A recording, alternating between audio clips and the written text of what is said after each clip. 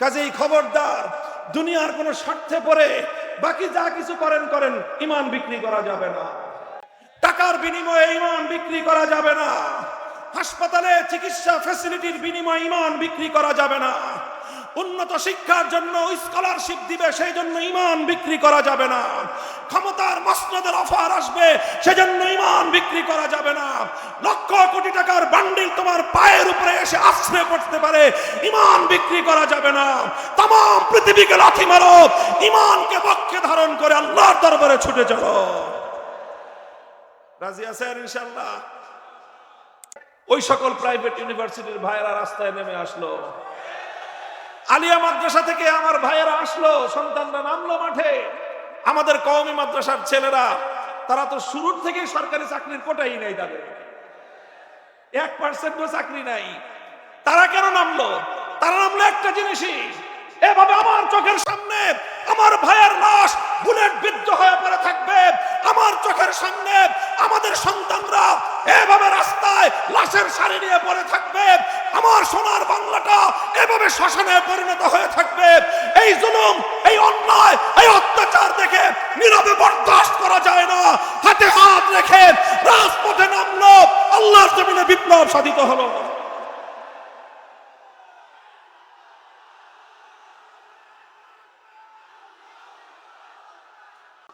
মুহতারাম হাজিরিন, আল্লাহ পাক আমাদের সকলকে ঈমানের কদর বুঝবার তৌফিক দান করেন। দেখেন, খাজা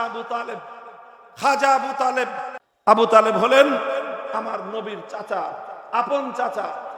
নবীজির বাপ চাচারা অনেক ভাই ছিলেন, কিন্তু আপন ভাই ছিলেন দুইজন, বাপও এক মাও এক। একজন হলেন আব্দুল্লাহ, আল্লাহ নবীজির বাবা, আর একজন হলেন আবু তালেব, নবীজির চাচা।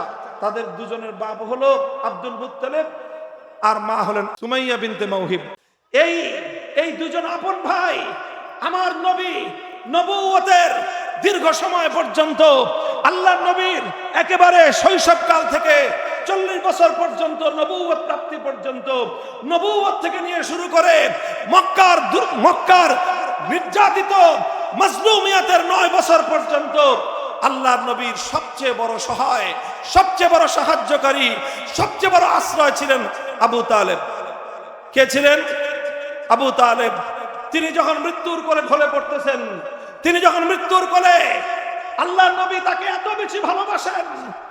আমার নবী তার চাচা আবু তালেবের মতো পৃথিবীতে অন্য কাউকে এতটা বেশি ভালোবেসেছেন, এবং অন্য কারো মৃত্যুতে, হযরত খাদিজা ছাড়া অন্য কারো মৃত্যুতে আমার নবী এতটা ভেঙে পড়েন নাই।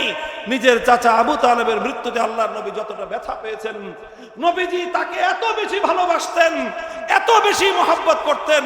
তিনি যখন মৃত্যু শয্যায় শায়িত, বোঝা যাচ্ছে আর কিছুক্ষণ পরেই তিনি মৃত্যুর কোলে ঢলে পড়বেন। আমার নবী গেলেন, চাচাকে বললেন, ইয়া আম্মি কুল লা ইলাহা ইল্লাল্লাহ কালিমাতান উহাজ্জু লাকা বিহা ইনদাল্লাহ। হে চাচা, একটা বার তুমি কালেমাটা স্বীকার করে যাও, কিয়ামতের দিন তোমার পক্ষ হয়ে আমি নিজে আল্লাহর সামনে মামলা লড়ব। আমি নিজে তোমার পক্ষে মামলা লড়ব। তোমাকে মুক্ত করানোর জন্য আমি আল্লাহর কাছে সব ধরনের আমার পক্ষ থেকে যা কিছু করার, সুপারিশ করার, যা কিছু করার সব আমি করে তোমাকে মুক্ত করে আমি জান্নাতে নিয়ে যাব। একটি বারের জন্য শুধুমাত্র কালেমা পড়ে যাও। খাজা আবু তালেব একবার চিন্তা করেন যে কালেমা পড়বেন। সামনে তাকায় দেখেন আবু জাহাল বসা, সামনে তাকায় দেখেন উমাইয়া বসা। তারা বলতেছে, হে আবু তালেব, মৃত্যুর সময়ে, মৃত্যুর ভয়ে বাপদাদা 14 পুরুষের ধর্ম ছেড়ে দিবা। মৃত্যুর সময়ে, মৃত্যুর ভয়ে বাপদাদার 14 পুরুষের ধর্ম যদি তুমি ছেড়ে দাও, দুনিয়ার মানুষ তোমাকে ভীরু বলবে, বলবে আবু তালেব মৃত্যুর ভয়ে শেষ পর্যন্ত নিজের ধর্ম ত্যাগ করে গেছে। কাজেই তুমি যেই ধর্মে আছো সেই ধর্মেই থাকো। এই কথা চলতে চলতে চলতে চলতে আখিরা মা কাল আলা মিল্লাতি আব্দুল মুত্তালিব, শেষ পর্যন্ত আবু তালেব সে কুফরের উপর তিনি মৃত্যুবরণ করলেন, মারা গেলেন। হযরত আব্বাস রাদিয়াল্লাহু তাআলা আনহু নবীজিকে একদিন জিজ্ঞাসা করলেন, ইয়া রাসূলুল্লাহ, আপনি তো আপনার চাচা আবু তালেব মৃত্যুবরণ করার পরে আপনার উপর যেন এক সাগর শোক এসেছিল, আপনার উপর যেন শোকের আকাশ ভেঙে পড়েছিল। আপনি যেই বছর আবু তালেব মারা গেলেন সেই বছরটার নাম ইতিহাস বলে আমুল হুজুন, সেটা দুঃখের বছর। আপনি এত দুঃখ পেয়েছেন, এত কষ্ট পেয়েছেন, আর আবু তালেব 50 বছর পর্যন্ত আপনাকে আগলে রেখেছেন। সমস্ত জুলুমের মোকাবেলায় আবু তালেব নিজে সামনে থেকেছেন, আপনাকে আড়াল করে রেখেছেন। আবু জাহলের মোকাবেলায় আবু তালেব গিয়েছেন, আপনাকে আড়াল করে রেখেছেন।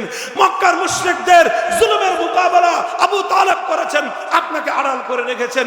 3 বছর মক্কার বেঈমানরা আপনাদেরকে অবরোধ করে রেখেছিলেন, আবু তালেব ঈমান গ্রহণ করেন নাই। 3 বছর আপনাকে ছেড়ে তিনি একা কোনো খাবারও খান নাই। এই আবু তালেব আপনার জন্য জীবনে কি না করেছে ইয়া রাসূলুল্লাহ। আপনি কি আবু তালেবের জন্য আল্লাহর কাছে সুপারিশ করে কোনো উপকার তার করতে পারবেন? আল্লাহ রাসূল সাল্লাল্লাহু আলাইহি ওয়াসাল্লাম যেটা বলেছেন, বুখারী মুসলিম সহ সমস্ত সহিহ হাদিসের কিতাবগুলোর মধ্যে বর্ণিত হয়। আল্লাহর নবী বললেন যে দেখেন, আমার সবচেয়ে প্রিয়তম ব্যক্তিত্ব, আমার জীবনের সবচেয়ে দীর্ঘ সময়ের আমার অভিভাবক গার্জিয়ান, আমাকে দীর্ঘ সময় যিনি আশ্রয় প্রশ্রয় দিয়েছেন, সব ধরনের সাহায্য সহযোগিতা করেছেন, আমি তার জন্য আমার সমস্ত কৌশল সবকিছু আল্লাহর কাছে প্রয়োগ করেছি। আল্লাহর পক্ষ থেকে সর্বশেষ জানানো হয়েছে যে হে হে মুহাম্মদ সাল্লাল্লাহু আলাইহি ওয়াসাল্লাম, খবরদার, আমি আপনাকে নিষেধ করে দিলাম, এরপর থেকে আর কোনোদিন আপনি কোনো বেঈমানের মুক্তির জন্য, নাজাতের জন্য আমার কাছে দোয়া করবেন না। আল্লাহর নবীর সুপারিশের কারণেও খাজা আবু তালেব জাহান্নাম থেকে মুক্তি পান নাই। শুধু এতটুকু হয়েছে, আল্লাহর নবীর সুপারিশের উসিলায় আল্লাহ পাক আবু তালেবকে ফি জাহজাহিম মিনান নার, জাহান্নামের এক প্রান্তে এনে উপস্থিত করেছেন। তাকে ওনার পায়ের টাকনু পর্যন্ত, কোন কোন বর্ণনার দ্বারা বোঝা যায় পায়ের টাকনু পর্যন্ত তিনি জাহান্নামের আগুনের মধ্যে থাকবেন। আল্লাহর নবী বলেন, যদি আমি আমার চাচার জন্য আল্লাহর কাছে এমন জোরালো সুপারিশ না করতাম, তাহলে আমার চাচা জাহান্নামের ঠিক গভীর তলদেশে তিনি থাকতেন। আমার কারণে আল্লাহ পাক আমার চাচাকে জাহান্নামের এক প্রান্তে দিয়েছেন, পায়ের তলা পর্যন্ত তার আগুনের মধ্যে আছে। কিন্তু পায়ের তলা পর্যন্ত আগুন থাকলে কি হবে? এটা দুনিয়ার কোনো আগুন না তোরে ভাই, এটা জাহান্নামের আগুন। জাহান্নামের আগুন। ইন্না আহওয়ালা আহলিন নারি আযাবান ইয়াউমাল কিয়ামাতি মান লাহু নালান আও শিরাকান মিন নার ইয়াগলি মিনহুমা দিমাগুহু কামা ইয়াগলিল মিরজাল।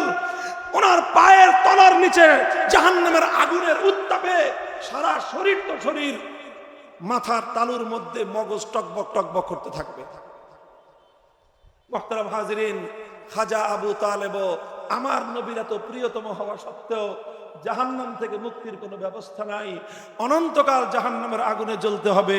কারণ কি? ঈমান নাই। বলেন কারণ কি? ঈমান নাই। আমি জানি না আমাদের এই আলোচনা আমাদের ওই সমস্ত ভাইয়েরাও হয়তো শুনতেছেন, যারা নিজেরা রিসালাতের উপর, খতমে নবুয়তের উপর ঈমানকে আপনারা নিজ হাতে ধ্বংস করে দিয়েছেন। নিজ হাতে নিজেদের ঈমানকে ধ্বংস করে দিয়ে আপনারা অনন্তকালের জাহান্নামের আগুনের দিকে ধাবিত হচ্ছেন। এতটুকু ভয় আপনাদের হৃদয়ে জন্মে না, এতটুকু নিজের বিষয়টা আপনারা চিন্তা করার সময় পান না, যে আপনারা এক এক কদম সামনের দিকে অগ্রসর হচ্ছেন, চিরস্থায়ী জাহান্নামের আগুনের দিকে আপনারা অগ্রসর হচ্ছেন। কথা বলেন ঠিক না বেঠিক? এটা শুধু আমাদের বক্তব্য নয়, সারা পৃথিবীতে মুসলমানদের মধ্যে যত স্কুল অফ থট আছে, যত মাযহাব আছে, যত মাসলাক আছে, হানাফি বলেন, শাফিঈ বলেন, মালিকি বলেন, হাম্বলি বলেন, সালাফি বলেন, আহলে হাদিস বলেন, সুন্নি বলেন, বেরলভী বলেন, দেওবন্দি বলেন, ওয়াহাবি বলেন, যা কিছু নামে দুনিয়াতে আছে তারা সকলেই এই ব্যাপারে একমত। আহমদিয়া মুসলিম সম্প্রদায় নামে যে সকল কাদিয়ানীরা গোলাম আহমদ কাদিয়ানকে বিশ্বাস করে, চিরস্থায়ী জাহান্নামী। ভাই একটু ভাবেন, আরে ধর্মই যদি পালন করবেন, এমন ধর্ম পালন করুন যেই ধর্ম আপনাকে জাহান্নাম থেকে মুক্তি দিবে। আপনি কেন এমন ধর্ম পালন করবেন যেই ধর্ম পালন করবেন, দুনিয়াতে ধর্ম পালন করলেন, আখিরাতে চিরস্থায়ী জাহান্নামের আগুনে জ্বলতে হবে? এমন ধর্ম পালন করার চেয়ে না করাই ভালো। কথা বলেন ঠিক না বেঠিক? নিজেরা জাহান্নামের আগুনের দিকে ধাবিত হচ্ছেন। আপনাদের হাতে ধরি, পায়ে ধরি, এই বিপজ্জনক পথ থেকে ফিরে আসেন। দেখেন, আমাদের পূর্বপুরুষ যারা, আমাদের দুই পুরুষ আগে, আমার দাদা, আপনার দাদা অথবা আপনার দাদার বাবা, তাদের ইতিহাস যদি আপনারা পড়েন, তাহলে তারা এই দেশে থাকার জন্য, যেন তেন ভাবে থাকার জন্য না, ইসলামকে নিয়ে থাকার জন্য আমাদের পূর্বপুরুষদের অনেক ত্যাগ, অনেক কোরবানি, অনেক সংগ্রামের ইতিহাস রয়েছে। প্রত্যেকটা আধিপত্যবাদের বিরুদ্ধে এই জনপদের মুসলমানরা ইসলামকে নিয়ে যেন মাথা উঁচু করে বাঁচতে পারে, প্রতিটি ইতিহাসের বাঁকে বাঁকে আমাদের পূর্বপুরুষ, আপনার পূর্বপুরুষ, আমাদের পূর্বপুরুষরা অক্লান্ত শ্রম সাধনা ব্যয় করেছেন, জীবন দিয়েছেন, রক্ত দিয়েছেন আল্লাহর রাহে। ইসলামকে নিয়ে বাঁচার জন্য তারা অনেক কোরবানি স্বীকার করেছেন, যার বিনিময়ে আজ আমরা এই প্রত্যন্ত অঞ্চলে বসে এই সুফল আমরা ভোগ করতেছি। আল্লাহ পাক রব্বুল আলামিন আমাদের সেই সকল পূর্বপুরুষদের কবরগুলোকে জান্নাতের বাগানে পরিণত করে দেন। মুহতারাম হাজিরিন, আমি জানি আপনারা সবাই আমার এক ধরনের আলোচনা শুনে অভ্যস্ত। আমিও এই আলোচনাটা করি। কেন করি? আমি আপনাদের একটা গল্প বলি, ছোট্ট একটা গল্প আমার জীবনের। আমি একবার নিয়ত করলাম যে আপনারা যেরকম বিপুল পরিমাণ ধর্মপ্রাণ মুসলমান আমার আলোচনা শুনে উদ্বুদ্ধ হন, কিছু মানুষ কিন্তু আবার ক্ষিপ্ত হয়, এটা স্বাভাবিক। আমার কাছে একবার মনে হলো যে খামাখা কিছু মানুষের সাথে রাগারাগি করার দরকার কি, আমি আমার আলোচনার ধরনটা পাল্টায় ফেলাই। আমি এটা মনে মনে করলাম যে আমি আমার আলোচনার ধরন পরিবর্তন করে দেই, যে স্বাভাবিক কিছু কথা বলি, মানুষকে নসিহতের কথা। আমাদের অন্যান্য আলেম ওলামারা সাধারণত মানুষকে নসিহতের কথা বলেন, মানুষের দিল যেন নরম হয় সেই কথা বলেন, মানুষ যেন আখিরাতমুখী হয় সেই কথা বলেন, মানুষ যেন বেশি বেশি আমলমুখী হয় সেই জাতীয় কথা বলেন। তো আমিও যেহেতু কোরআন হাদিসই পড়েছি, অন্যান্য হুজুররা যেই হাদিস কোরআন পড়েছে আমিও তো সেটাই পড়েছি, এবং আলহামদুলিল্লাহ সেই ব্যাপারে কিছু জানাশোনাও আছে। তো আমি একবার নিয়ত করলাম যে আমি আমার আলোচনার ধরন পাল্টে ফেলব। পরে ওই দিনই আমি রাত্রে স্বপ্ন দেখি যে আমি এরকম এক মাহফিলে গেছি। মাহফিলে যাওয়ার পরে আমি বয়ান করছি। 1 ঘন্টা আমার বয়ানের সময়, 50 মিনিট আমার বয়ান শেষ, আমি ওই স্বাভাবিকভাবে আলোচনা করতেছি। দেখি উপস্থিত সব মানুষের মন খারাপ, সব মানুষের মন খারাপ। আমি একটা মাদ্রাসার স্বপ্নে দেখতেছি, একটা মাদ্রাসার মাহফিল করতেছি। তো সেই মাদ্রাসার মুহতামিম সাহেব এসে খুব মন খারাপ করে বলতেছে যে হুজুর, এই যে হাজার হাজার মানুষগুলি আসছিল, যে আপনি কিছুক্ষণ বয়ান করবেন, আর কিছু হোক না হোক এই মানুষগুলো কিছুক্ষণ আল্লাহু আকবারের স্লোগান তুলবে, তাকবীরের ধ্বনি তুলবে, কিছু সময় এই আকাশ বাতাস আল্লাহু আকবার, আল্লাহর বড়ত্বের জয়গানে ধ্বনিত প্রতিধ্বনিত হবে। এইরকম একটা আগ্রহ নিয়ে আসছিল। কিন্তু আজকে আপনি যে কি যে ওয়াজ করলেন, এই মানুষগুলো একবার আল্লাহু আকবার স্লোগান দেওয়ার, তাকবীর দেওয়ার সুযোগ পেল না। স্বপ্নের মধ্যে আমার মনটা খুব খারাপ হলো যে এতগুলি মানুষ একটা নেক নিয়তে আসছে, যে কিছু তাকবীর আল্লাহু আকবার বলবো, নারায়ে তাকবীর বলবো, এই মানুষগুলোকে আমি হতাশ করলাম। আমি তখন ওই মাদ্রাসার প্রিন্সিপাল সাহেবকে আমার বয়ান বন্ধ করে বললাম, ভাই আরেকটু আগে বলতেন, এখন তো মাত্র আছে আর 5 মিনিট আমার সময়, আর একটু আগে যদি বলতেন তাহলে আমি আমার বয়ানের ধাঁচ ঘুরাই দিতাম, দেখতেন মানুষ আল্লাহু আকবার নারায়ে তাকবীরের স্লোগান তুলতো। এই হলো স্বপ্ন। আমি সেদিন বুঝলাম যে হয়তো আল্লাহ পাক রব্বুল আলামিনের পক্ষ থেকে এটা আমার জন্য একটা ইশারা, যে এক একজন তো এক একটা কাজ করবে, সবাই এক কাজ করবে। কথা বলেন ঠিক কিনা? একটা ফসলের মাঠ থেকে যদি ফসল তুলতে হয়, তাহলে অনেক রকমের কাজের প্রয়োজন হয়। সবাই মিলে এক কাজ করলে সেই মাঠ থেকে কিন্তু ফসল ঘরে তোলা যাবে না। যে একটা ফসলের মাঠ থেকে ফসল ঘরে তুলতে হলে অনেক রকম কাজের প্রয়োজন হয়। কথা ঠিক কিনা? কিছু মানুষ আছে তাদের ট্রাক্টর আছে, তারা ক্ষেতের পর ক্ষেত, মাঠের পর মাঠ, বিলের পর বিল, তারা শুধু কি করে? হাল চাষ করে। এরপরে আবার সেখানে হাল চাষ করার পরে সেখানে রোয়া লাগাইতে হয়। রোয়াই তো বলেন আপনারা নাকি? তো কিছু মানুষ আছে যারা এই রোয়ার ব্যবসা করে। এরপরে রোয়া লাগাইলেই কি ধান হয়ে যায়? এরপরে কিছু মানুষ আছে সারের ব্যবসা করে, তারা সার বিক্রি করে, সার কিনে এনে মাছের ফসলের মধ্যে সার প্রয়োগ করতে হয়। শুধু রোয়া লাগায় সার দিলেই ফসল হয়ে যায়, সেচের পানি দিতে হয় না? কি বলেন? কিছু মানুষ আছে সেচের পানি দেওয়ার ব্যবসা করে, তাদের মাধ্যমে পুরা মাঠের ফসলের মাঠে সেচের পানি সিঞ্চন হয়। কিছু মানুষ আছে কামলা দিয়ে তারা ক্ষেত নিড়ায় দেয়। এই সব কাজ শেষ হওয়ার পরে তো এইভাবে প্রত্যেকে যার যার মেহনত যখন করে, যার ট্রাক্টর সে যদি হাল চাষ করে, যে রোয়ার ব্যবসায়ী সে যদি রোয়া সাপ্লাই দেয়, যে সারের ব্যবসায়ী সে যদি সার সাপ্লাই দেয়, যে সেচের কাজ করে সে যদি সেচ দিয়ে পানি সিঞ্চন দেয়, কামলারা এসে যদি ক্ষেত নিড়ায়, আর সর্বশেষ যখন ফসলটা পরিপক্ক হয়ে যায় তো ফসল কাটার জন্য আরেক শ্রেণীর কামলা আছে, তারা এসে যদি ফসলটা কেটে দেয়, তখন এই শূন্য মাঠ থেকে সোনালী ফসল দিয়ে আপনার গোলা ভরবে। দেখেন আমাদের ইসলামটা ঠিক এরকম। ইসলামের বহুমুখী খিদমত, বহুমুখী কার্যক্রম আছে।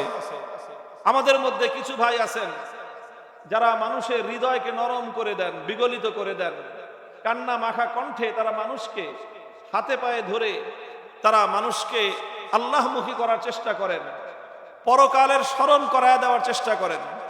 কিছু মানুষ আছেন তারা শুধুমাত্র মানুষের জায়েজ না জায়েজ, কোন আমল করা যাবে কোন আমল করা যাবে না, কোনটা সুন্নত কোনটা বিদআত, এই জাতীয় আলোচনা করেন।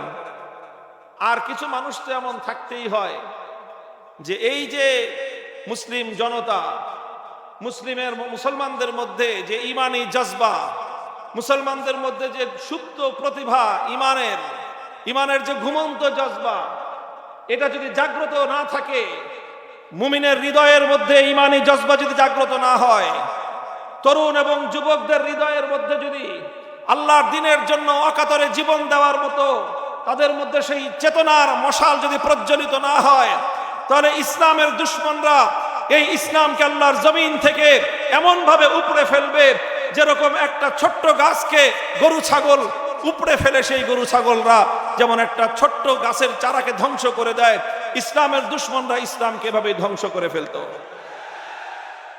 এই জন্য আমরা হাতে হাত রেখে কাজ করি। আর আমরা যখন হাতে হাত রাখি তখন এই হাতে হাত রাখার মধ্য দিয়ে একটা শক্তি তৈরি হয়।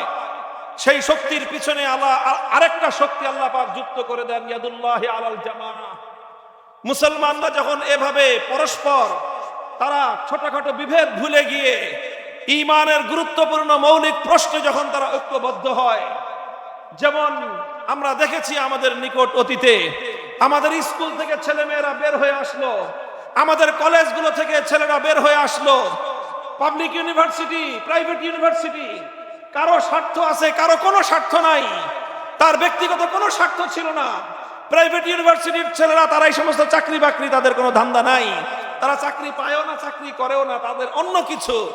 কিন্তু তারা যখন দেখলো আমার ভাই, তাকে শহীদ করা হয়েছে, আমার ভাইয়ের বুকে বুলেটের আঘাতে ঝাঁঝরা করে দেওয়া হয়েছে, তখন ভাইয়ের প্রেমে, ভাইয়ের ভালোবাসায়, ভ্রাতৃত্বের টানে ওই সকল প্রাইভেট ইউনিভার্সিটির ভাইয়েরা রাস্তায় নেমে আসলো।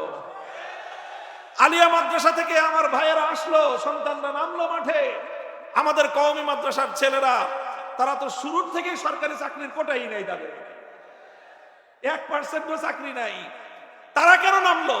তারা নামলো একটা জিনিসই, এভাবে আমার চোখের সামনে আমার ভাইয়ের লাশ বুলেট বিদ্ধ হয়ে পড়ে থাকবে, আমার চোখের সামনে আমাদের সন্তানরা এভাবে রাস্তায় লাশের সারি নিয়ে পড়ে থাকবে, আমার সোনার বাংলাটা এভাবে শ্মশানে পরিণত হয়ে থাকবে। এই জুলুম, এই অন্যায়, এই অত্যাচার দেখে নীরবে বরদাস্ত করা যায় না। হাতে হাত রেখে রাজপথে নামলো, আল্লাহর জমিনে বিপ্লব সাধিত হলো।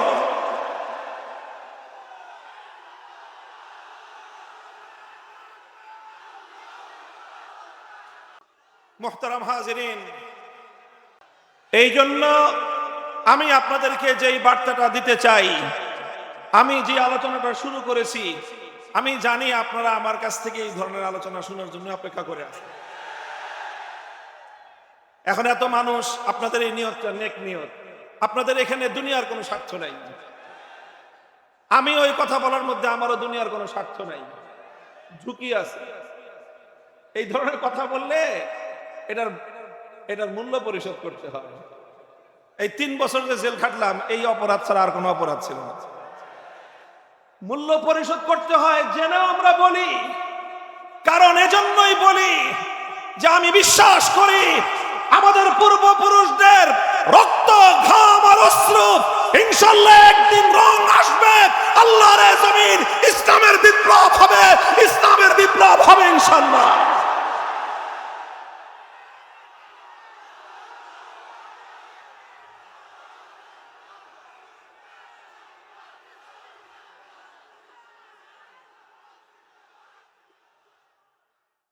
মুহতারাম হাজিরিন, আমাদের সবকিছু ঠিক আছে। ইসলামের মধ্যে একজন মুসলিমের জন্য, একজন মুমিনের জন্য তার দুনিয়া এবং আখিরাত, তার দিন দুনিয়া, তার সব কিছু আপনি এক পাল্লায় রাখেন, আর এক পাল্লায় শুধুমাত্র ঈমানকে রাখেন। বলেন তো কোন পাল্লার ওজন এবং মূল্য বেশি হবে? ঈমানের পাল্লার ওজন বেশি হয়ে যাবে, মূল্য বেশি হবে। কত বেশি হবে তুলনা করা সম্ভব নয়। এমনকি আমি এটাও বলবো, যদি এক পাল্লায় খোদার জান্নাত আর বেহেশতটাকে রাখেন, আরেক পাল্লায় শুধুমাত্র একজন আদনা ইমানদার, একজন দুর্বল ইমানদার, যার অন্তরের মধ্যে সামান্য পরিমাণ ইমান আছে, আমলটা তো একটা করে না, এই আদনা সাধারণ একজন ইমানদারের ইমানকে আপনি এক পাল্লায় রাখেন, আর আল্লাহ পাকের 8টা জান্নাত আরেক পাল্লায় রাখেন, ইমানের দাম 8টা জান্নাতের চেয়েও বেশি হবে। আমি অনেক সময় বলি যে আমরা অনেক সময় হতাশ হই, আক্ষেপ করি যে আমি গরিব মানুষ, আমি দরিদ্র মানুষ, আল্লাহ অমুকরে এত কিছু দিয়েছে, অমুককে সম্পদশালী বানিয়েছে, অমুককে ক্ষমতাবান বানিয়েছে, অমুককে সুদর্শন বানিয়েছে, আর আমাকে কিছুই দেয়নি। আমি একেবারে না টাকা পয়সা আছে, না ক্ষমতা আছে, না আমার সৌন্দর্য আছে, তেমন কিছুই নাই। এই সব চিন্তা করে আমরা অনেক সময় হীনমন্যতায় ভুগি। আমি বলি, হে মুমিন, তুমি যদি সাচ্চা ইমানদার হয়ে থাকো, তোমার হৃদয়ে যদি সত্যিকার ইমান থেকে থাকে, আল্লাহর নামের 1000 বার যদি আমি শপথ করি, তাহলে আমি শপথ করার ক্ষেত্রে এতটুকু ভুল হবে না যে তোমার হৃদয়ে যেই ইমান আছে, খোদার কসম তাম পৃথিবীর সমস্ত সম্পদ 1000 লক্ষ কোটি বার বিক্রি করলেও তোমার হৃদয়ের ইমানের সমপরিমাণ মূল্য হবে না। এই জন্য ইমান, আমি সারা দেশে এই কথা মানুষকে বলি যে ইমানের ব্যাপারে আমাদের সজাগ থাকা উচিত, ইমানের ব্যাপারে সচেতন হওয়া উচিত। সজাগ এবং সচেতন কেন হওয়া উচিত? কারণ অনেক সময় দেখা যায় যে আমরা ইমানের ব্যাপারে গাফেল হওয়ার কারণে, ইমানের ব্যাপারে আমাদের গাফলতির কারণে আমরা অনেক অল্প মূল্যেই ইমানকে বিক্রি করে দেই। অনেক সময় 10 বান্ডিল টিনের বিনিময়ে একটা মানুষ ইমান বিক্রি করে দেয় খ্রিস্টান মিশনারিদের কাছে। সে মনে করে 10 বান্ডিল টিন দিয়ে তো একটা ঘর হবে, ইমান দিয়ে কি হবে। অনেক সময় মানুষ একটা লুঙ্গি আর একটা শাড়ির বিনিময়ে ইমান বিক্রি করে দেয়, মনে করে যে লুঙ্গি কয়দিন পরা যাবে, শাড়ি দিয়ে কয়দিন চলবে, ইমান দিয়ে কি হবে। অনেক সময় মানুষ 2 কৌটা ডানো দুধের বিনিময়ে ইমানটা বিক্রি করে দেয়। অনেক সময় মানুষ দুনিয়ার সামান্য স্বার্থের বিনিময়ে ইমানকে বিক্রি করে দেয়। দুনিয়ার সামান্য টাকা পয়সা, সুযোগ সুবিধা, দুনিয়ার কিছু চাকরি বাকরি, দুনিয়ার কিছু আয়েশ আরাম, এই সমস্তের বিনিময়ে যারা ইমান পাওয়ার পরেও ইমান হারা হয়ে যায়, আল্লাহর কসম খেয়ে বলি এই পৃথিবীতে তাদের চেয়ে হতভাগা আর কেউ নাই, হতভাগা কেউ নাই। হে ইমানদার, তুমি নিজেকে সৌভাগ্যবান মনে করো, তুমি নিজেকে গর্বিত মনে করো, তুমি নিজেকে পৃথিবীর সবচেয়ে সম্পদশালী মনে করতে পারো। তোমার বাড়িতে বিশাল আলিশান অট্টালিকা না থাকতে পারে, তোমার ব্যাংক ব্যালেন্সে কোটি টাকার অ্যামাউন্ট না থাকতে পারে, তোমার কাছে বিশাল সরকারি বেসরকারি চাকরির ধনভাণ্ডার তোমার কাছে না থাকতে পারে, আল্লাহর কসম তোমার কাছে যে ঈমান আছে সেই ঈমানের মূল্য পরিশোধ করবার ক্ষমতা পৃথিবীর কোন শক্তির নাই। মুহতারাম হাজিরিন, ঈমানের মূল্যটা একদিন বুঝে আসবে, একটা দিন বুঝে আসবে। হাদিসগুলোর মধ্যে বর্ণিত হয়, ইয়াদখুলু আহলুল জান্নাতিল জান্নাতা ওয়া ইয়াদখুলু আহলুন নারিন নার। আল্লাহ পাক রব্বুল আলামিন যখন আখিরাতে কিয়ামতের দিন সিদ্ধান্ত দিবেন, বিচার করবেন, বিচার করে মানুষ দুই ভাগে ভাগ হবে, ফারিকুন ফিল জান্নাতি ওয়া ফারিকুন ফিস সাঈর। একদল যাবে আল্লাহর জান্নাতে, আর এক দল যাবে আল্লাহর জাহান্নামে, দোজখে জ্বলবে। জান্নাতে যারা গেল তো গেলই, যারা একবার জান্নাতে গেছে তো গেছে। যারা জাহান্নামে গেল তাদের মধ্যে আবার দুইটা শ্রেণী হবে। যারা দোজখে গেল তাদের মধ্যে কয় ভাগ? জোরে বলেন কয় ভাগ? তাদের মধ্যে দুই ভাগ হবে। এক ভাগ হলো আল্লাহ পাক রব্বুল আলামিন যাদেরকে নানা গুনাহের কারণে, বদ আমলের কারণে, নানা ধরনের গুনাহের আমলের কারণে আল্লাহ পাক যাদেরকে জাহান্নাম দিয়েছেন, এদের এক একজনের জন্য এক একটা সাজার মেয়াদ থাকবে, পানিশমেন্টের মেয়াদ। কারো জন্য 20 বছর, কারো জন্য 50 বছর, কারো জন্য 100 বছর, কারো জন্য 1000 বছর, কারো জন্য 1 লক্ষ বছর। যেভাবেই হোক, যার যেই পরিমাণ অপরাধ, যার যেই পরিমাণ গুনাহ, সে সেই পরিমাণ গুনাহের সাজা ভোগ করবে। আল্লাহ পাক অনেককে আবার সাজা রেয়াত দিবেন। রেয়াত বুঝেন না? 50 বছরেরটা আল্লাহ পাক কমায় দিবেন, যে যা তোর জন্য হাফ কনসেশন, অর্ধেকটা খাইটা তারপরে তুই মুক্ত। আল্লাহ পাক এটা করবেন। করতে করতে এইভাবে সমস্ত যাদের অন্তরের মধ্যে ঈমান ছিল, আল্লাহ পাক রব্বুল আলামিন পর্যায়ক্রমে যার যার সাজা খাটা হিসেবে তাদেরকে আল্লাহ পাক জাহান্নাম থেকে মুক্ত করে আনবেন। মুক্ত করতে করতে করতে করতে এমন একটা মানুষকে আল্লাহ পাক রব্বুল আলামিন মুক্ত করবেন বিভিন্ন ভাবে। নবীরা, আম্বিয়ায়ে কেরাম সুপারিশ করবেন। আল্লাহ পাক আম্বিয়াদেরকে বলবেন যে দেখেন কাদের হৃদয়ে ঈমান আছে, ঈমানদারদেরকে আপনি বের করে নিয়ে আসেন। ফেরেশতাদেরকে আল্লাহ বলবেন যে যাও আমার বান্দাদের মধ্যে, জাহান্নামের মধ্যে যাদের হৃদয়ে দেখবা, মান কানা ফি কলবিহি মিসকালু হাববাতিন মিন খারদালিন মিন ঈমান, যার হৃদয়ে সরিষার দানা পরিমাণ ঈমান পাইবা, ওকেও জাহান্নাম থেকে বের করে আনো। এমন অনেক মানুষ বের করবে। বের করার পরে ফেরেশতাদেরকে আল্লাহ জিজ্ঞাসা করবেন, আর কোন ঈমানদার নাই জাহান্নামের মধ্যে? ফেরেশতারা বলবে যে না আল্লাহ, আর কোন ঈমানদার নাই। এরপরে আল্লাহ পাক রব্বুল আলামিন বলবেন যে না, জাহান্নামের মধ্যে এখনো এমন মানুষ আছে যার হৃদয়ের মধ্যে ঈমান এত সূক্ষ্ম, এত ক্ষুদ্র যে কোন নবী এটা খবর পায় নাই, কোন ফেরেশতা সেটা জানতো না, একমাত্র আলিমুল গায়ব আমি আল্লাহ জানতাম। আল্লাহ কুদরতের মাধ্যমে সর্বশেষ ওই লোকগুলোকে বের করবেন। এমন অবস্থায় বের করে আনবেন যারা আগুনে পুড়তে পুড়তে কালো কয়লার মতো হয়ে গেছে, দেখতে কালো কুচকুচে দেখা যায়। আল্লাহ পাক রব্বুল আলামিন তাদেরকে জাহান্নাম থেকে বের করে বেহেশতের দরজার পাশ দিয়ে একটা নহর প্রবাহিত হবে, যেটাকে বলা হবে নাহরুল হায়াত। আল্লাহ পাক ওদেরকে নাহরুল হায়াতের মধ্যে গোসল করাবেন, একটা ডুব দেওয়াবেন। ফাইজা হুয়া কা আহসানি মা আনতা রাইন, ওই পানির মধ্যে একটা ডুব দেওয়ার সাথে সাথে পৃথিবীর সবচেয়ে সুদর্শনতম মানুষ এসে পরিণত হয়ে যাবে। এরপর আল্লাহ পাক তাকে জান্নাতে দিয়ে দিবেন। এমন একটা সময় আসবে যে দোজখের মধ্যে আর কোন ঈমানদার নাই, সর্বশেষ ঈমানদার ব্যক্তিকেও আল্লাহ বের করে জান্নাত দিয়ে দিয়েছেন। আর সমস্ত ঈমানদাররা জান্নাতে চলে গেছে। জাহান্নামে থাকলো শুধু কারা? শুধু কারা? জোরে বলেন শুধু কারা? যারা বেঈমান, যারা কাফের, যারা মুশরিক, শুধু তারাই জাহান্নামে থেকে গেল। এমন একটা সময় ঈমানদাররা শুধু জান্নাতে, বেঈমানরা শুধু জাহান্নামে। বেঈমানদের হৃদয়ের মধ্যে ছোট্ট একটা আশার আলো ধিকি ধিকি জ্বলতে থাকবে, ছোট্ট একটা আশার আলো। দোজখের মধ্যে তো শান্তির কিছুই নাই, সব কষ্ট কষ্ট কষ্ট। কিন্তু এই সকল বেঈমানদের অন্তরের মধ্যে ছোট্ট ক্ষুদ্র একটা আশার আলো নিবু নিবু করে জ্বলতে থাকবে। কি আশা?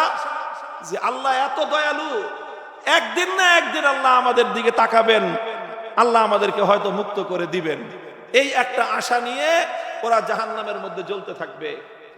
আর ওদিকে যারা বেহেশতের অধিবাসী ঈমানদার, তাদের তো ওয়ালাকুম ফিহা মা তাশতাহি আনফুসুকুম, যা চায় চাওয়ার আগেই তাই হাজির। সুখ আর শান্তির কোনো অভাব নাই, তাদের আর কোনো চাওয়া পাওয়ার কিছু নাই, সব চাওয়া পাওয়া শেষ। সমস্ত নবীর সঙ্গে দেখা শেষ, আখেরি পয়গম্বরের সঙ্গে এক মজলিসে বসে গল্প গুজব করাও শেষ। সবচেয়ে বড় নিয়ামত আল্লাহ পাক রব্বুল ইজ্জতের দিদার এলাহি মওলায়ে পাককে দেখাও শেষ। আর সমস্ত নাজ নিয়ামত সব তারা ভোগ করতেছে, আর কোনো কিছুর অভাব তাদের নাই।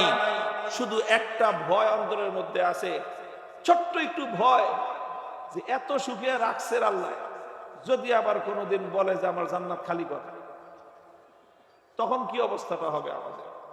এই একটা ভয় জান্নাতীদের অন্তরের মধ্যে থাকবে, কিন্তু ভয়ে কেউ কিছু বলবে না, যে খামাখা মনে করা দরকার কি, আসি তো ভালোই আছে, কিন্তু মনে মনে ভয়টা সবারই থাকবে। মুহতারাম হাজিরিন, কল্পনা করে দেখেন, চর্মচক্ষুটা বন্ধ করে হৃদয়ের চক্ষুটা খুলে দেন, জাহান্নামের ওই ভয়াবহ দৃশ্যের কথা একবার কল্পনা করুন। আর আল্লাহ পাক রব্বুল আলামিনের জান্নাতের আরাম আয়েশার বিলাসিতার চিত্রটা একবার কল্পনা করুন। ওই মানুষগুলো শুধু সুখ আর সুখ, শান্তি আর শান্তি, অন্তরের মধ্যে সামান্য একটা ভয়। আর এই মানুষগুলো শুধুমাত্র অশান্তি আর আযাবের মধ্যে, কিন্তু অন্তরের মধ্যে ছোট্ট একটা আশার প্রদীপ ধিকি ধিকি জ্বলতেছে। এমন সময় আমার মালিক রব্বুল আলামিন দুইটা ডাক দিবেন চিৎকার করে। প্রথমে আল্লাহ বলবেন ইয়া আহলাল জান্নাহ, এরপরে বলবেন ওয়া ইয়া আহলান নার, হে জান্নাতের অধিবাসীরা তাকাও আমার দিকে। আর একটা ডাক দিবেন, ও দোজখবাসীরা তোমরাও তাকাও আমার দিকে। হাদিসের ভাষ্য, ফায়াশরাইবুন, মাথা তুলে তাকাবে, কলিজার মধ্যে সেট করে উঠবে, ডাকে কেন মালিক, আমাদের তো আর কিছু চাওয়া পাওয়ার নাই, সব তো দেওয়া শেষ, আবার ডাকে কে? না জানি আল্লাহ এখন বলবে যে আমার জান্নাত খালি করো। ভয়ে সব জান্নাতীরা আল্লাহর দিকে তাকাবে, যে আল্লাহ আল্লাহ আল্লাহ তুমি যাইতে বাইরে থেকে। আর জাহান্নামের অধিবাসীরা, তাদের মনের মধ্যে আশার যে প্রদীপটা ধিকি ধিকি জ্বলতেছিল, সেটা হঠাৎ মশালের মতো জ্বলে উঠবে, যে এতদিন মালিকরে এত চিৎকার করে ডাকলাম, কোনোদিন আল্লাহ সাড়া দিলেন না, আর আজকে আল্লাহ নিজে ডাকতেছেন আজকে, তাহলে অবশ্যই মনে হয় আমাদের দিকে মালিক একটু দয়া করবেন। এই আশা নিয়ে তারা আল্লাহর দিকে তাকাবে। যখন জান্নাত এবং জাহান্নামের উভয় অংশ, উভয় দল আল্লাহর দিকে তাকালো, আল্লাহ পাক রব্বুল আলামিন তাদেরকে বলবেন তোমরা আরাফের দিকে তাকাও। আরাফ হলো জান্নাত এবং জাহান্নামের মধ্যবর্তী একটা পার্টিশন। আরাফের দিকে তাকাবে, জান্নাতীরাও দেখতে পাবে, জাহান্নামীরাও দেখতে পাবে। আল্লাহ বলবেন কিছু দেখা যায়? বলবে যে হ্যাঁ আল্লাহ দেখা যায়। কি দেখা যায়? একটা মোটা তাজা ভেড়া, ভেড়া ছিলেন না, বকরি, ভেড়া বকরি, সেই ভেড়ার মতো। তো আল্লাহ বলবেন চিনো এটাকে? সবাই বলবে চিনি, এটা তো ভেড়া, এটা বকরি, বকরি ভেড়া। আল্লাহ বলবেন যে দেখতে বকরির মতো, ভেড়ার মতো, কিন্তু এটা আসলে প্রকৃত ভেড়া নয়। আল্লাহ পাক রব্বুল আলামিন মৃত্যুকে কাহাইয়াতি কাবশিন আমলাহা, একটা মোটা তাজা ভেড়ার আকৃতিতে আল্লাহ পাক মৃত্যুকে হাজির করবেন। কাকে? ভাই মৃত্যুকে কেউ দেখছেন কোনোদিন? মৃত্যু দেখা যায় না, ধরা যায় না, ছোঁয়া যায় না, কিন্তু কেউ অস্বীকার করতে পারবে? বলেন। কিয়ামতের দিন সেই কঠিন সময়ে জান্নাত থেকে প্রত্যেকটা জান্নাতবাসী, প্রত্যেকটা দোজখবাসী সেই দিন মৃত্যুকে তার একটা আকৃতিতে দেখবে, সেটা হলো একটা ভেড়ার আকৃতিতে দেখবে। আল্লাহ বলবেন যে এটার নাম হলো মৃত্যু। এটা দেখতে ভেড়ার মতো দেখা যায়, কিন্তু এটা আসল ভেড়া নয়, এটা হলো মউত। এটা সেই মৃত্যু, যে মৃত্যুর হাত থেকে তোমরা কেউ নিস্তার পাও নাই। এটা সেই মৃত্যু, যে মৃত্যু কোন নবীকে ছাড়ে নাই, যে মৃত্যু কোন ফেরেশতাকে ছাড়ে নাই, এমনকি যে মৃত্যু মালাকুল মউতকে পর্যন্ত ছাড়ে নাই। কুল্লু নাফসিন যায়িকাতুল মউত। আল্লাহ পাক রব্বুল আলামিন যখন ইসরাফিল আলাইহিস সালাতু ওয়াস সালাম সিংহায় ফুৎকার করবেন, সিংহায় ফুৎকারে तमाम পৃথিবী লণ্ডভণ্ড হয়ে যাবে, সমস্ত মানুষ ধ্বংসপ্রাপ্ত হয়ে যাবে, মহাপ্রলয় ঘটে যাবে, আসমান ভেঙে পড়বে, পাহাড়গুলো বালুর মতো, তুলার মতো উঠতে থাকবে। সব মানুষ ইসরাফিল আলাইহিস সালাতু ওয়াস সালামের সিংহার এই মহাপ্রলয়ঙ্কারী আওয়াজে সব মৃত্যুবরণ করবে, মৃত্যুর কোলে ঢলে পড়বে। দুজন ফেরেশতা সর্বশেষ অবশিষ্ট থাকবেন, মালাকুল মউত আর ইসরাফিল আলাইহিস সালাম। আল্লাহ পাক রব্বুল আলামিন মালাকুল মউতকে জিজ্ঞাসা করবেন, মালাকুল মউত কে কে আছে? আল্লাহ আপনি তো আছেন, আর আমি আর ইসরাফিল ভাই আমরা দুইজনে আছি। আল্লাহ মালাকুল মউতকে বলবেন, ইসরাফিলের জান কবজ করো। ইসরাফিল আলাইহিস সালাতু ওয়াস সালাম যার এক চিৎকারে, এক ফুৎকারে মহাপ্রলয় সংগঠিত হয়ে গেল, সেই মহা শক্তিশালী ফেরেশতা ইসরাফিল আলাইহিস সালাতু ওয়াস সালামের জান ও মালাকুল মউত কবজ করবেন। এরপরে আল্লাহ পাক জিজ্ঞাসা করবেন, মালাকুল মউত কে আছে? আর মহাবিশ্বের মধ্যে আর কোন প্রাণের স্পন্দন নাই। আমার আল্লাহর সামনে মহাবিশ্বের মধ্যে একটা মাত্র প্রাণের স্পন্দন তখন অবশিষ্ট, তিনি হলেন মালাকুল মউত। তিনি ভয়ে কম্পিত থাকবেন। আল্লাহ পাক রব্বুল আলামিনের শানে যুল জালাল এমন একটা ভয়াবহ অবস্থা নিয়ে থাকবে, মালাকুল মউত আল্লাহর সামনে ভয়ে জড়সড় হয়ে থাকবেন। বলবেন বিনয়ের সাথে, আল্লাহ শুধু আমি আপনার বান্দা, মালাকুল মউত আছি, আর তো কেউ নাই।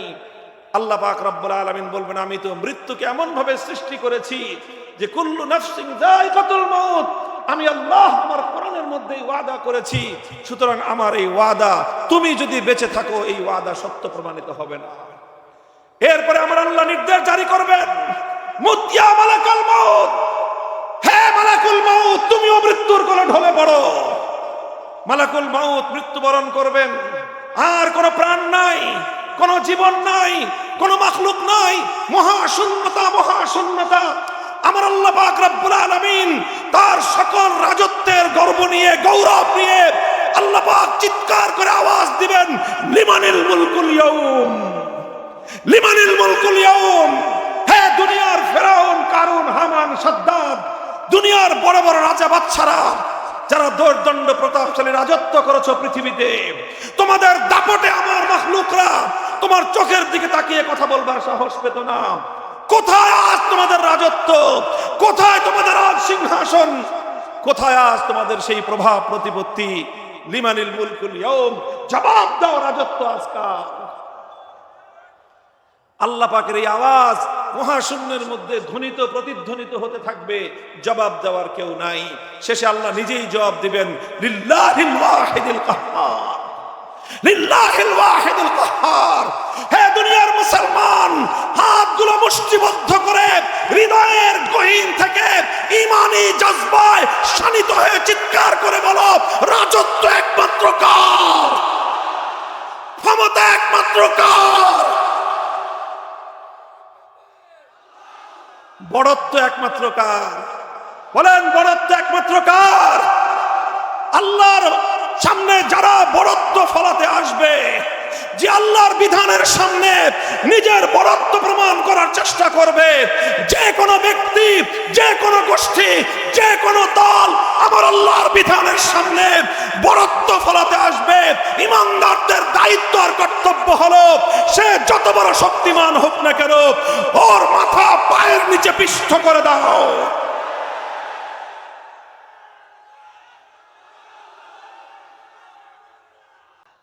মুহতারাম হাজিরিন, আমি বলতেছিলাম অন্য আরেকটা কথা। আল্লাহ পাক রব্বুল আলামিন বলবেন, এরপরে জান্নাত এবং জাহান্নাম সব তো শেষ। আল্লাহ বলবেন, এটা সেই মৃত্যু। তাকিয়ে দেখো জান্নাত আর জাহান্নামের মধ্যখানে যে ভেড়ার আকৃতিতে একটা ছোট্ট প্রাণী, এটা মৃত্যু। এটা সাধারণ কোনো প্রাণী নয়, এটা সেই মৃত্যু যে মৃত্যু জিব্রাইলকেও ছাড়ে নাই। এটা সেই মৃত্যু যে মৃত্যু আমার আল্লাহ পাক রব্বুল আলামিনের হাবিবে কিবরিয়া মুহাম্মদ আরবি সাল্লাল্লাহু আলাইহি ওয়াসাল্লামকেও ছাড়ে নাই। এটা সেই মৃত্যু যে মৃত্যু মালাকুল মউতকে পর্যন্ত ছাড়ে নাই। আল্লাহ বলবেন যে আজ আমি সেই মৃত্যুকে তোমাদের সামনে হাজির করলাম। এই কথা বলে আল্লাহ পাক কুদরতের মাধ্যমে সমস্ত জান্নাতি আর জাহান্নামীদের সামনে মৃত্যু নামক সেই ভেড়াটাকে আল্লাহ নিজে জবাই করে দিবেন। বলবেন, আমি মৃত্যুকে মেরে ফেললাম, আজ থেকে আর কোনো মৃত্যু বলতে কিছু নাই, কারণ মৃত্যু মরে গেছে, মরণ নিজেই মরে গেছে। ইয়া আহলাল জান্নাতি খুলুদুন লা মাউত ওয়া ইয়া আহলান নারি খুলুদুন লা মাউত। আমার আল্লাহ বলবেন, হে জান্নাতের অধিবাসীরা, আমি আল্লাহ আলিমুন বিমা ফিস সুদূর, তোমাদের অন্তরের গহীনে ছোট্ট একটা ভয় তোমাদের মধ্যে কাজ করতেছে, আমি আল্লাহ আবার কোনোদিন তোমাদেরকে জান্নাত থেকে বের করে দেই কিনা এই ভয়ে এখনো তোমরা ভীত আছো। আজ শুনে নাও, আমি আল্লাহ তোমাদের জন্য সবচেয়ে আনন্দময় ঘোষণাটা দিচ্ছি। এই যে তোমরা জান্নাতে ঢুকেছো, বেহেশতে ঢুকেছো, অনন্তকাল এই বেহেশতে থাকবে, আর কোনোদিন তোমাদেরকে বেহেশত থেকে বের হওয়া লাগবে না। মুহতারাম হাজিরিন, এই ঘোষণাটার সাথে সাথে গোটা জান্নাতের মধ্যে, বেহেশতের মধ্যে আনন্দের উল্লাস শুরু হবে, আনন্দের হিল্লোল বয়ে যাবে। এক বেহেশতি আরেকজনকে গলা জড়াজড়ি ধরে করে চিৎকার করতে থাকবে, উল্লাস করতে থাকবে। নির্বাচনে জয়ের মতো না, এর চেয়ে লক্ষ কোটি গুণ বেশি আনন্দ হবে।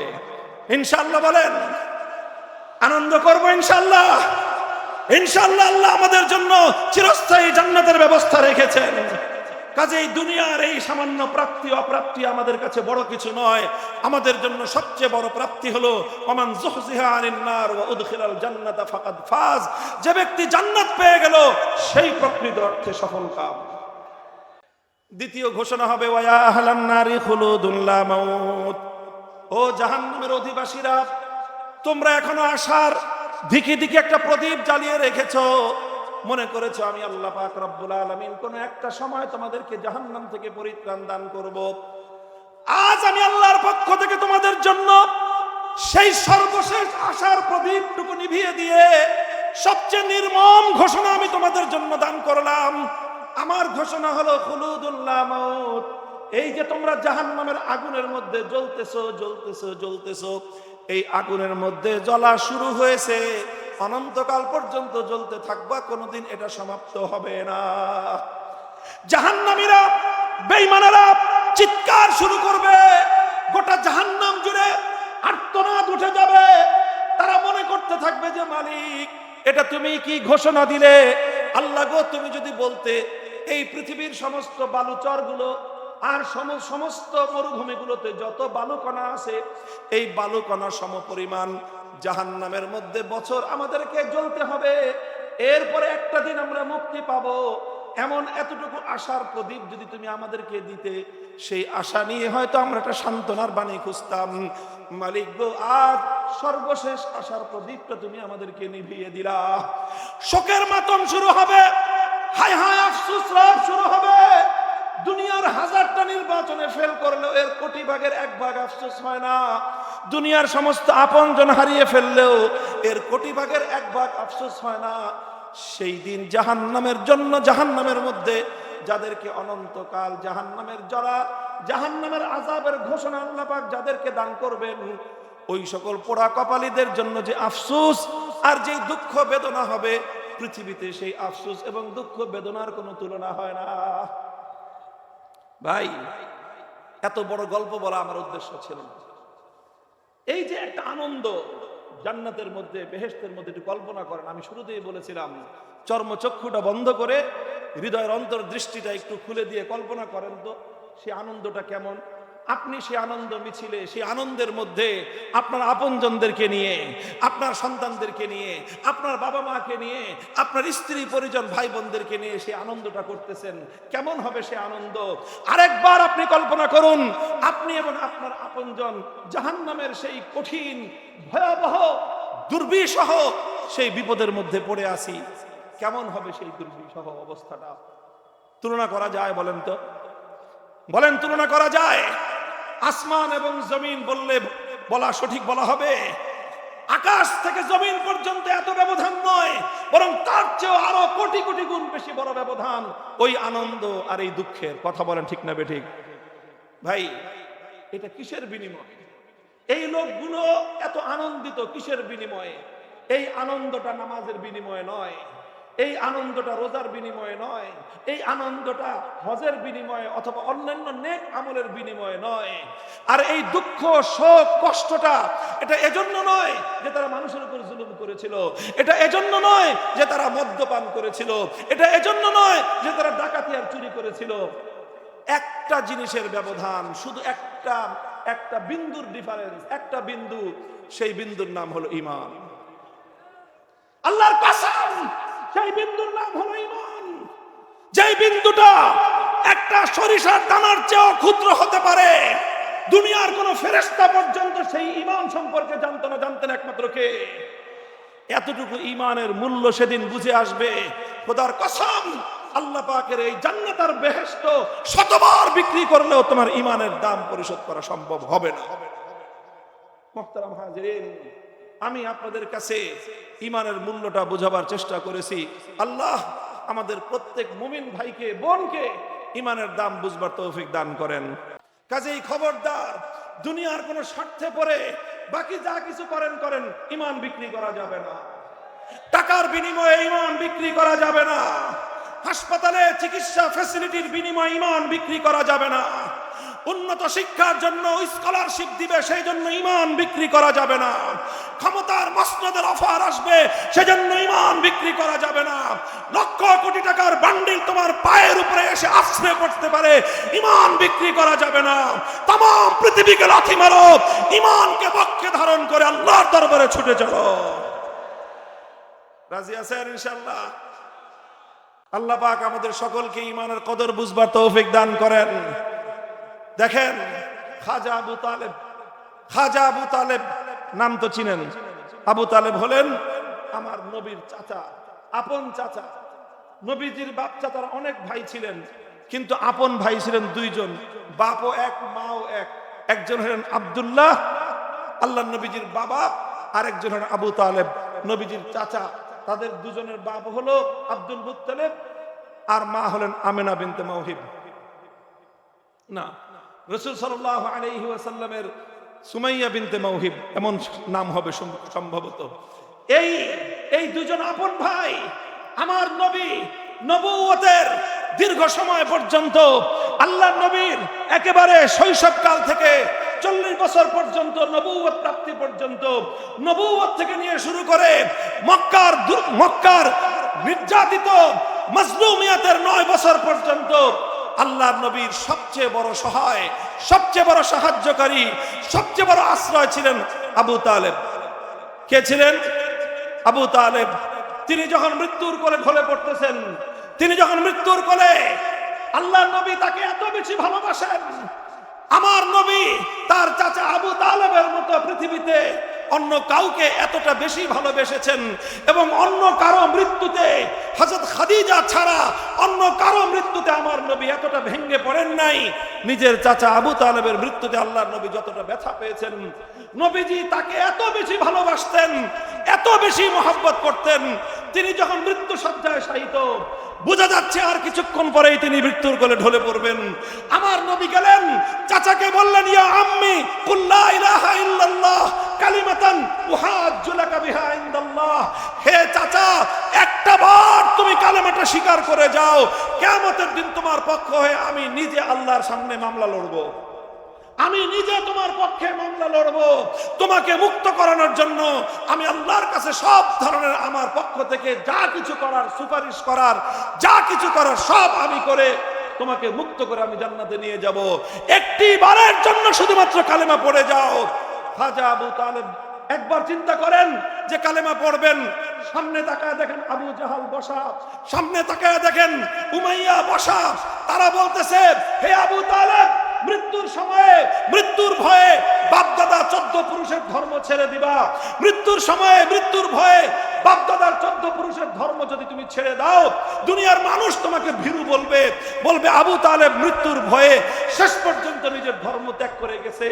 কাজেই তুমি যেই ধর্মে আসো সেই ধর্মেই থাকো। এই কথা চলতে চলতে চলতে চলতে আখিরা মা কাল আলা মিল্লাতি আব্দুল মুত্তালিব, শেষ পর্যন্ত আবু তালেব সে কুফরের উপর তিনি মৃত্যুবরণ করলেন, মারা গেলেন। হযরত আব্বাস রাদিয়াল্লাহু তাআলা আনহু নবীজিকে একদিন জিজ্ঞাসা করলেন, ইয়া রাসূলুল্লাহ, আপনি তো আপনার চাচা আবু তালেব মৃত্যুবরণ করার পরে আপনার উপর যেন এক সাগর শোক এসেছিল, আপনার উপর যেন শোকের আকাশ ভেঙে পড়েছিল। আপনি যেই বছর আবু তালেব মারা গেলেন সেই বছরটার নাম ইতিহাস বলে আমুল হুজুন, সেটা দুঃখের বছর।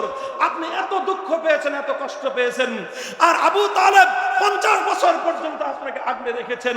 সমস্ত জুলুমের মোকাবেলায় আবু আবু তালেব নিজের সামনে থেকেছেন, আপনাকে আড়াল করে রেখেছেন। আবু জাহলের মোকাবেলায় আবু তালেব গিয়েছেন, আপনাকে আড়াল করে রেখেছেন। মক্কার মুশরিকদের জুলুমের মোকাবেলা আবু তালেব করেছেন, আপনাকে আড়াল করে রেখেছেন। 3 বছর মক্কার বেঈমানরা আপনাদেরকে অবরোধ করে রেখেছিলেন, আবু তালেব ঈমান গ্রহণ করেন নাই। 3 বছর আপনাকে ছেড়ে তিনি একা কোনো খাবারও খান নাই। এই আবু তালেব আপনার জন্য জীবনে কি না করেছে ইয়া রাসূলুল্লাহ? আপনি কি আবু তালেবের জন্য আল্লাহর কাছে সুপারিশ করে কোনো উপকার তার করতে পারবেন? আল্লাহ রাসূল সাল্লাল্লাহু আলাইহি ওয়াসাল্লাম যেটা বলেছেন, বুখারী মুসলিম সহ সমস্ত সহিহ হাদিসের কিতাবগুলোর মধ্যে বর্ণিত হয়। আল্লাহর নবী বললেন যে দেখেন, আমার সবচেয়ে প্রিয়তম ব্যক্তিত্ব, আমার জীবনের সবচেয়ে দীর্ঘ সময়ের আমার অভিভাবক গার্জিয়ান, আমাকে দীর্ঘ সময় যিনি আশ্রয় প্রশ্রয় দিয়েছেন, সব ধরনের সাহায্য সহযোগিতা করেছেন, আমি তার জন্য আমার সমস্ত কৌশল সবকিছু আল্লাহর কাছে প্রয়োগ করেছি। আল্লাহর পক্ষ থেকে সর্বশেষ জানানো হয়েছে যে হে হে মুহাম্মদ সাল্লাল্লাহু আলাইহি ওয়াসাল্লাম, খবরদার, আমি আপনাকে নিষেধ করে দিলাম, এরপর থেকে আর কোনোদিন আপনি কোনো বেঈমানের মুক্তির জন্য, নাজাতের জন্য আমার কাছে দোয়া করবেন না। আল্লাহর নবীর সুপারিশের কারণেও খাজা আবু তালেব জাহান্নাম থেকে মুক্তি পান নাই। শুধু এতটুকু হয়েছে, আল্লাহর নবীর সুপারিশের উসিলায় আল্লাহ পাক আবু তালেবকে ফি জাহজাহিম মিনান নার, জাহান্নামের এক প্রান্তে এনে উপস্থিত করেছেন। তাকে ওনার পায়ের টাকনু পর্যন্ত, কোন কোন বর্ণনার দ্বারা বোঝা যায় পায়ের টাকনু পর্যন্ত তিনি জাহান্নামের আগুনের মধ্যে থাকবেন। আল্লাহর নবী বলেন, যদি আমি আমার চাচার জন্য আল্লাহর কাছে এমন জোরালো সুপারিশ না করতাম, তাহলে আমার চাচা জাহান্নামের ঠিক গভীর তলদেশে তিনি থাকতেন। আমার কারণে আল্লাহ পাক আমার চাচাকে জাহান্নামের এক প্রান্তে দিয়েছেন, পায়ের তলা পর্যন্ত তার আগুনের মধ্যে আছে। কিন্তু পায়ের তলা পর্যন্ত আগুন থাকলে কি হবে? এটা দুনিয়ার কোনো আগুন না তোরে ভাই, এটা জাহান্নামের আগুন। জাহান্নামের আগুন। ইন্না আহওয়ালা আহলিন নারি আযাবান ইয়াউমাল কিয়ামাতি মান লাহু নালান আও শিরাকান মিন নার ইয়াগলি মিনহুমা দিমাগুহু কামা ইয়াগলিল মিরজাল। ওনার পায়ের তলার নিচে জাহান্নামের আগুনের উত্তাপে সারা শরীর তো শরীর, মাথার তালুর মধ্যে মগজ টকবক টকবক করতে থাকবে। মুহতারাম হাজিরিন, খাজা আবু তালেব আমার নবীর এত প্রিয়তম হওয়া সত্ত্বেও জাহান্নাম থেকে মুক্তির কোনো ব্যবস্থা নাই। অনন্তকাল জাহান্নামের আগুনে জ্বলতে হবে। কারণ কি? ঈমান নাই। বলেন কারণ কি? ঈমান নাই। আমি জানি না আমাদের এই আলোচনা আমাদের ওই সমস্ত ভাইয়েরাও হয়তো শুনতেছেন, যারা নিজেরা রিসালাতের উপর, খতমে নবুয়তের উপর ঈমানকে আপনারা নিজ হাতে ধ্বংস করে দিয়েছেন। নিজ হাতে নিজেদের ঈমানকে ধ্বংস করে দিয়ে আপনারা অনন্তকালের জাহান্নামের আগুনের দিকে ধাবিত হচ্ছেন। এতটুকু ভয় আপনাদের হৃদয়ে জন্মে না, এতটুকু নিজের বিষয়টা আপনারা চিন্তা করার সময় পান না, যে আপনারা এক এক কদম সামনের দিকে অগ্রসর হচ্ছেন, চিরস্থায়ী জাহান্নামের আগুনের দিকে আপনারা অগ্রসর হচ্ছেন। কথা বলেন ঠিক না বেঠিক? এটা শুধু আমাদের বক্তব্য নয়, সারা পৃথিবীতে মুসলমানদের মধ্যে যত স্কুল অফ থট আছে, যত মাযহাব আছে, যত মাসলাক আছে, হানাফি বলেন, শাফিঈ বলেন, মালিকি বলেন, হাম্বলি বলেন, সালাফি বলেন, আহলে হাদিস বলেন, সুন্নি বলেন, বেরলভী বলেন, দেওবন্দি বলেন, ওয়াহাবি বলেন, যা কিছু নামে দুনিয়াতে আছে, তারা সকলেই এই ব্যাপারে একমত। আহমদিয়া মুসলিম সম্প্রদায় নামে যে সকল কাদিয়ানীরা গোলাম আহমদ কাদিয়ানকে বিশ্বাস করে, চিরস্থায়ী জাহান্নামী। ভাই একটু ভাবেন, আরে ধর্মই যদি পালন করবেন, এমন ধর্ম পালন করুন যেই ধর্ম আপনাকে জাহান্নাম থেকে মুক্তি দিবে। আপনি কেন এমন ধর্ম পালন করবেন যেই ধর্ম পালন করবেন, দুনিয়াতে ধর্ম পালন করলেন, আখিরাতে চিরস্থায়ী জাহান্নামের আগুনে জ্বলতে হবে? এমন ধর্ম পালন করার চেয়ে না করাই ভালো। কথা বলেন ঠিক না বেঠিক? নিজেরা জাহান্নামের আগুনের দিকে ধাবিত হচ্ছেন। আপনাদের হাতে ধরি, পায়ে ধরি, এই বিপজ্জনক পথ থেকে ফিরে আসেন।